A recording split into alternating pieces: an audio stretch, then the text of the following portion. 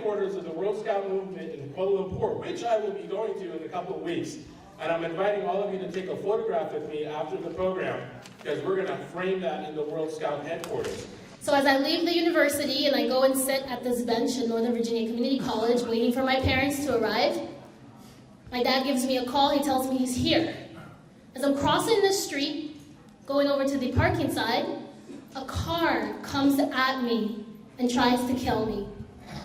I plunged backwards, and thank God he didn't run me over. He put down his window and he said, "This isn't Iraq," and continued to call me the B word, and quickly sped off. My parents came out of the car because they saw what had happened, so shocked. My mom was crying, and I just sat there frozen.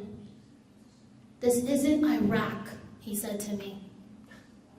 And I was thinking, first of all, I'm African, nowhere near Iraq, but being a Muslim and wearing a headscarf is synonymous for being Iraqi, and Iraqi in current America is, something to be afraid of, because it's Muslim, it's war, it's violence.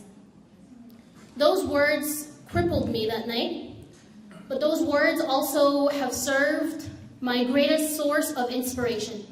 They inspired me to act because I knew what had happened then was due to ignorance of the other. It was due to the vilification of Muslims that, has been here before Trump, before the Trump era. I don't want to get too political. So I got involved in my community college and I created the club, females leadership club, female leadership club, and then started getting involved in the interfaith clubs in my community college, and just trying to empower the others. I joined like a self-defense class and really held on to that story. I went on to George Mason University where I studied conflict analysis and resolution and did immigration studies. I'm going to be working at USCIS as an immigration services assistant next week. And I hope to go to law school to be an immigration civil rights attorney one day. And so, Anti-Defamation League, again, works together on so many levels. Even when we were working and dealing with countering anti-Sharia law, anti-foreign law bills for the past 5 years, ADL, along with AJC, JCRC, Jewish Federation, and many other interfaith groups partnered with the Muslim community in countering the anti-Sharia law bill, which is based off of false stereotypes and absolute hysteria.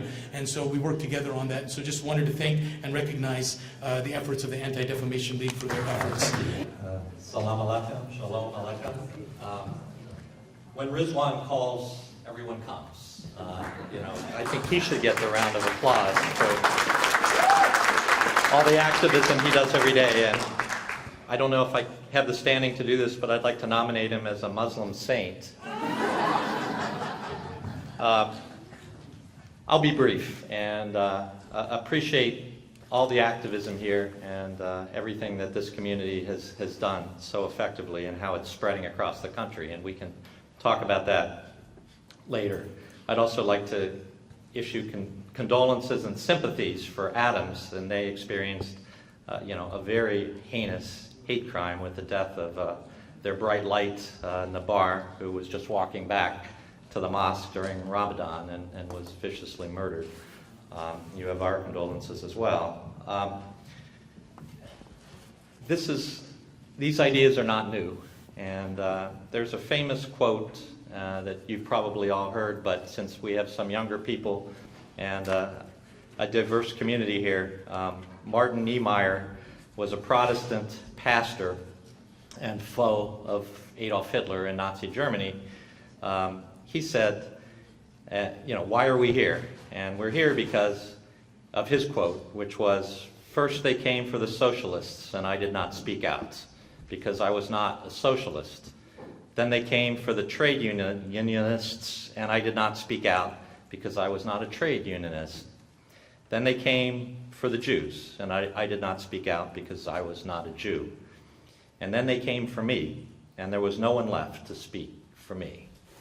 And I think those are reasons that create the importance of the work that we're all doing together. Before we talk about what ADL has done, There is good news in 2017.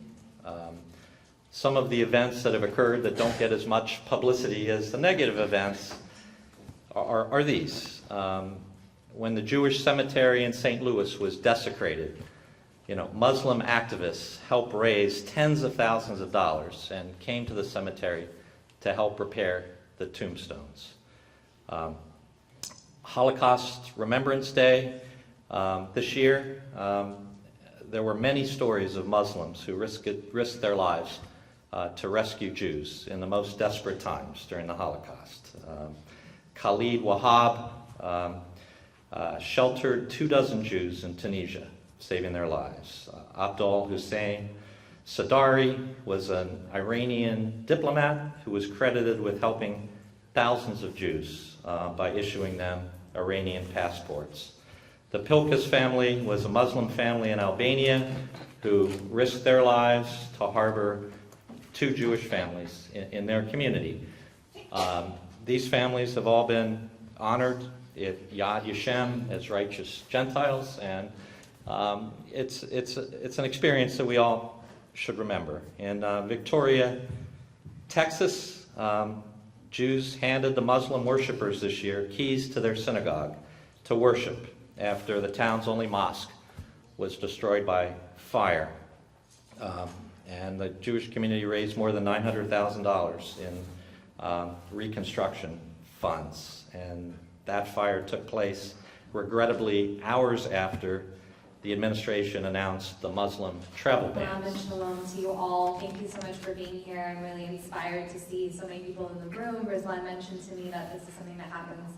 It's been happening for a few years, and it's really great to see, and I think it underscores for me the importance of bringing communities together regularly, and I'm happy to see that this is an annual occurrence, and I hope it continues, and I'm happy to be here, so thank you all. But first, I'd like to highlight one of the things that I think is the most important, which is this. It's exemplified by these types of events. I use this saying, and it's not unheard of, but it's something that I really have taken to in this work, is understanding that an attack on one community is an attack on all communities. If it's a mosque that's being attacked, it could very well the next day be a synagogue or a temple or a church the next day, the next week, and we've seen it happen. Our communities are being attacked on numerous different fronts, and we have to recognize that that's the problem in order for us to work together to address it. So this collaboration, this type of allyship and friendship and standing up for one another it's key to our work. And even though we're working on a national level as an organization, we are going into communities to bring them this support in whatever way possible. And it's hard. It's really hard to share. The sister that was here that shared her story, thank you for doing that. It's very hard for people to feel comfortable in spaces and feel invited and feel welcome enough that they can share those stories. So one thing I encourage you all to think about is find ways to, within your own communities, create those spaces where people feel comfortable sharing, and that you can help facilitate ways where they can share those stories with law enforcement.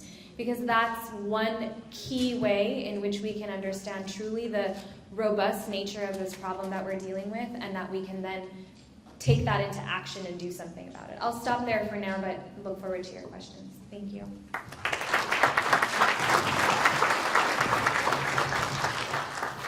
Good afternoon, everybody. Thank you so much for having me here. It is truly an honor to be among so many people who are so passionate and committed to fighting discrimination and hate crimes across the country, especially in the Washington area. And thank you both for your encouraging words and for emphasizing how important it is for law enforcement and the community to have a good partnership. One thing that I've seen in my 12 years as a special agent is, she's correct, there are not always those great relationships between the community and law enforcement, whether it be the locals or whether it be the FBI. And that impedes us from being able to do our jobs if we don't have the trust of the community. And I think it's something that the FBI has worked on very, very hard over the last several years to try to make sure that we are trusted. We do have your best interests at heart, and we do have the same missions and the same goals. And it's very important that everybody understands that. And unfortunately, that communication doesn't always get across. 2016, there were 2.6 million anti-Semitic tweets on the internet. We can talk about the cyber war and what's going on, but the internet, which is supposed to be this brilliant creation of Al Gore, I guess, is benefiting our lives, but at the same time, people feel unharnessed and have an ability to speak and to share that speech. And the beautiful First Amendment in the United States is allowing them to do that. I will say, through the efforts of the FBI and Anti-Defamation League and others, major hate crime legislation was passed. The Matthew Shepard Act was passed in 2009. And that does make it a federal crime. And to prove a hate crime and have all those much tougher penalties that are attached to hate crimes, you look at people's comments. And those comments, and we have a database at ADL, the Southern Poverty Law Center, and many other places, document the speech from major players here and share that information to assist in the investigations when a crime occurs. Let law enforcement figure out if it's a hate crime or not. That's not our job. Our job is to report it, share it, and then they'll go through the investigation in the way that they need to. Our communities are often, I know this, and I want to speak on behalf of the Muslim community from my experience, I think there has been a focus on trying to ensure that something is labeled a hate crime because we feel that it's doing justice to our community to make sure that that label is there. But the reality is that even if it's not labeled a hate crime, we know what the sentiment is. And as a lawyer, there's lawyers here and there's a special agent here, we understand some of the nuances that maybe go into proving a hate crime and why something is labeled a certain way and all of that. But I think for the security of the community and for feeling as though there's something being done, I think it's even that much more important to report that incident, whether or not it fits into the criteria, if this was a state hate crime or a federal hate crime, or it's like on the cusp, it's on the line, we're not really sure. That's not really on us. The burden is not on us to figure that out. It's on law enforcement to figure that out. There's a very distinct difference between First Amendment protected speech and hate crimes. And we have a very robust, very long-stated First Amendment that I think we all believe very firmly in. Unfortunately, we have to hear a lot of things that are very unpleasant and offensive. Where it crosses the line to be a hate crime is when somebody has actually been injured, assaulted, whether vandalism has occurred, or whether somebody has been directly threatened. And there's a lot more nuances to it than that, but those are the basic gist of it. If somebody just drives down the street and yells something at you, that may be offensive, that may be hurtful, it's not a federal crime. Getting folks in your congregation trained is important in that sense, and then they can pray later. So make sure that you're thinking of those easy things to do and pray defensive. One by one. Three at a time. A couple at a time. That will help the people now. I understand from some reading that if a law enforcement officer comes in and knocks on your door, unless they announce that they have a warrant, you don't have to open the door. Now, as a father of two young kids, husband, wife, I'm concerned. I do not know exactly how to respond and say, yes, it's okay to open the door, and then ask, or say, no, don't open the door. Either way, it is concerning, and I don't know how to answer. So far, we've had 56,000 law enforcement people go through the ADL training, and they have a module, and hopefully there's more sensitivity than there always has been before. But if somebody knocks on your door and says, we're the police, unless you're operating a meth lab or something, you should probably open the door. And they have to flash their credentials, and to search your premises, they need probable cause or a warrant.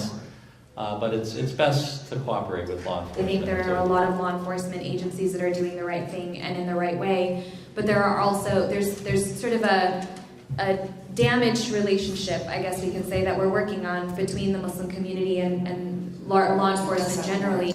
You're going to know. Unfortunate that a lot of people don't feel comfortable even opening the door for law. You want to just talk to them a little bit and find out what's going on. That's always beneficial too. A lot of times they're just doing either background checks. You feel uncomfortable in any way. My name is Sahar Khamis. I'm a professor at the University of Maryland, a member of JIDS, Jewish Islamic Dialogue Society. I also try to bridge the gaps and build trust in a much more nuanced and much more productive way. Between prohibited activities or activities that disqualify people from doing business with the government. At this point, let's focus on hate crimes and dealing with that. The call to prayer is happening.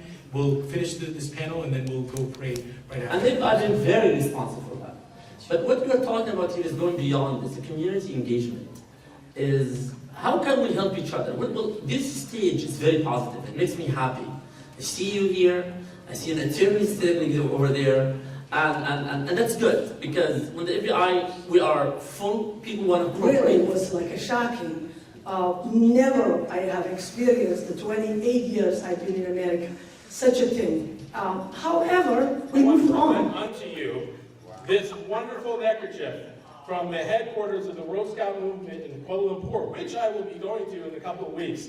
And I'm inviting all of you to take a photograph with me after the program, because we're going to frame that in the World Scout headquarters.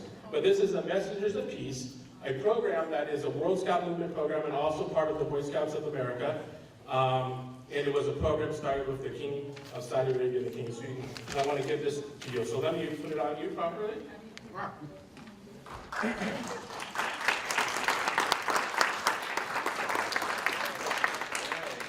And once you have a neckerchief on, you're actually in uniform. The firm here that the Islamic Center of Northern Virginia, it really truly welcomes all of you, all people of all faiths, all persuasion.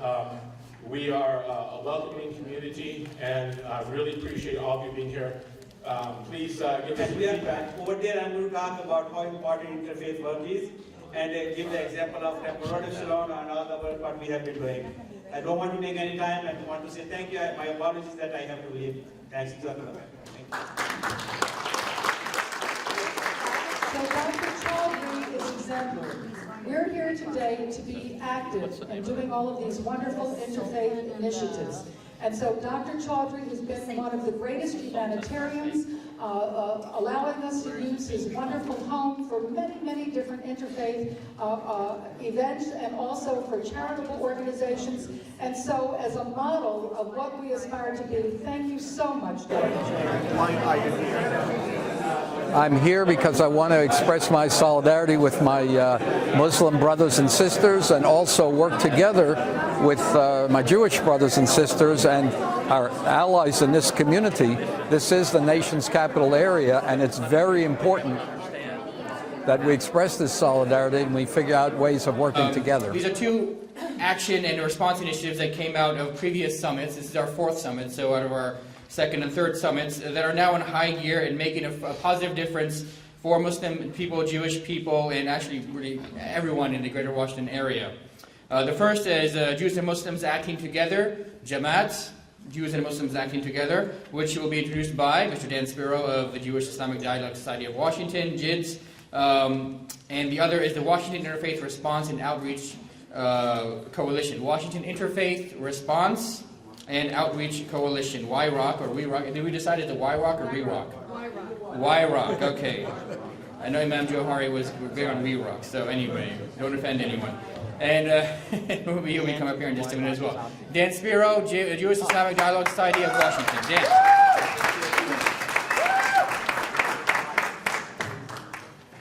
So at last year's summit, the organizers empowered me to make a plea.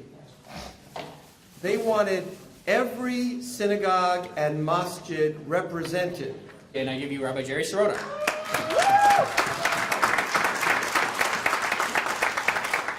So YROC stands for Washington Interfaith Response and Outreach Coalition. It is a project of the Interfaith Conference in Metropolitan Washington, which has been around since 1978. The Interfaith Conference is in its 40th year. There are two elements. That's why it's response and outreach. response is we pledge our best efforts to respond to any act of bigotry directed at any religious institution in this community and individuals. Charles, he's with GeoTrees. Charles has a wonderful listserv called GeoTrees, and it goes out to a lot of people. So if you have an event and you want to publicize it to the interfaith community, all you have to do is and Rabbi Jeffrey Sachs, as many of you know, have a twinning partnership, a twinning relationship between Temple Word of Shalom and McLean Islamic When you Center. have an opportunity to speak out against what you believe to be unfair and not the core values of our country, when the president tweets anti-Muslim videos because you're concerned that it'll lead to violence, speak out, do that. Use your Twitter accounts to do that. Use your social media accounts to do that. And I think those are the things that we have to do to try to drown out some of that other speech that we know is going to continue. Anti-Semitic hate crimes are the top hate crimes. And they continue to be unfortunate. There's also legislation. A lot of things we can do at the local, regional, national. Finally, just wanted to thank again, Mark, Madiha, and Special Agent.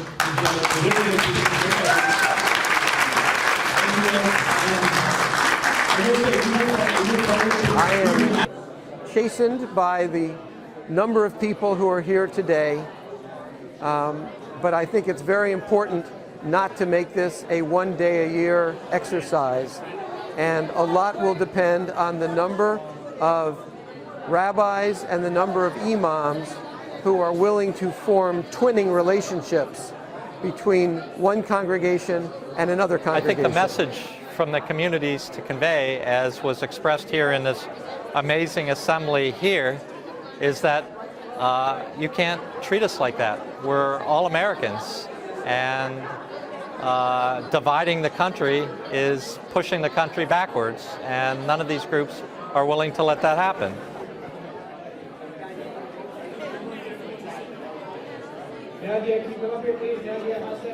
But this Israeli rabbi went up to speak, and the first thought that came to my mind was, and this was a peace conference, what could this rabbi possibly say about peace coming from Israel? That was the first thought. And the reason why I thought that is because right now I am dealing with an issue amongst leadership where silence, the silence of the leaders, and I'm talking about my own community, it's deafening. So anyone who stands for peace but doesn't stand up to speak out against injustices that are being created against any human body of people, to me is a great injustice. So that was the thought. He went up and he started speaking, and I was flabbergasted by what he was talking about. I was so enamored, I couldn't believe the work he was doing in Israel. So during the next 10 minutes, we're going to share with you what we're calling exemplars of activism in Muslim-Jewish relations. These are ongoing initiatives that over the last 12 months and sometimes more have borne fruit and are serving to strengthen ties of communication and cooperation between Muslims, Jews, and interfaith allies. Interfaith Action for Human Rights is a regional group, people of faith from Maryland, the District, and Virginia. Our two main issues is to end the abuse of solitary confinement in prisons and to counter anti-Islamic Someone who looks like me. Most people really don't expect me to be Muslim. So when they find out that I'm Muslim, right after I've said, like, Merry Christmas or Happy Hanukkah, they say, well, do you people celebrate that? So, well, we don't celebrate it, but we observe it, and we certainly want to help celebrate the holidays that our brothers and sisters from every other race, every other religion, every other ethnicity will also celebrate. To do that. And we need it in two different ways. If we put it onto national TV. 500 people. We're going to have millions of people looking at us who are Christian, Jewish, African American. The copy of that sign-up sheet. And it looks like I've taken exactly 23 Muslim seconds. Thank you very much. Parvez, while they're fixing it, is going to talk to us about the work of the Jewish Islamic Dialogue Society of Washington, D.C. We're here to make a difference, right? The point of the summit is to... using that idea and turning it into solidarity cup of tea, and expanding it into the white, mostly white evangelicals. See our scout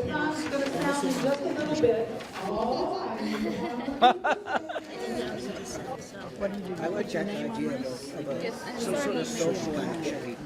those people then can talk. We get to know each other. No, you can just feel it in the back.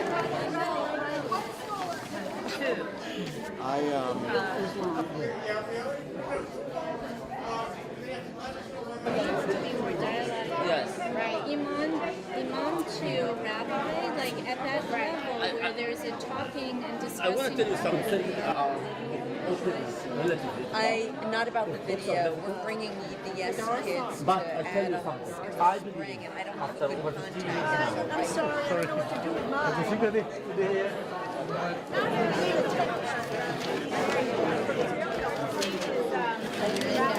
Taking an initiative that you like, please do so now. Stand up and say what's happening. We can't pretend like, everything is like there's no injustice here. You don't have to pre-qualify to make it. It's so simple. Like both our religions teach, one for the other what you want. Family is family. If Adam and Eve family, then we're all family. We're all cousins, right? So we want for all our children, our global children, the same thing. But I think it's counterproductive. But that's not the issue. The issue is, do I have a right to discuss this with you right now without the governor of Maryland coming and saying, I heard that you're no longer eligible to teach at the University of Maryland? Oh, the white moon rose over us from the valley of Wada, and we owe it to show gratefulness for the call is to Allah, for the call is to Allah.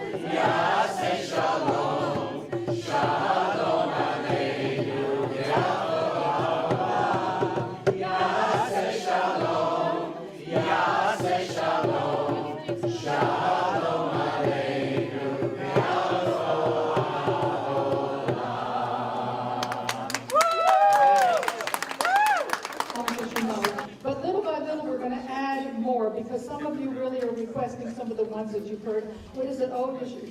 Shalom. Shalom Aleinu. Shalom Aleinu. Shalom Aleinu. Shalom Aleinu.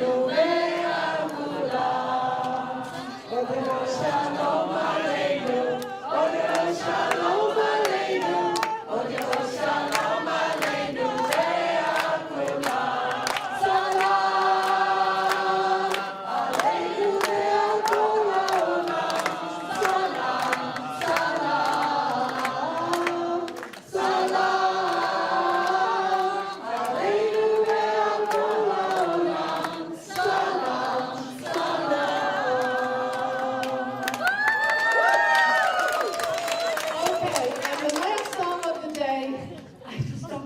Remember these lyrics.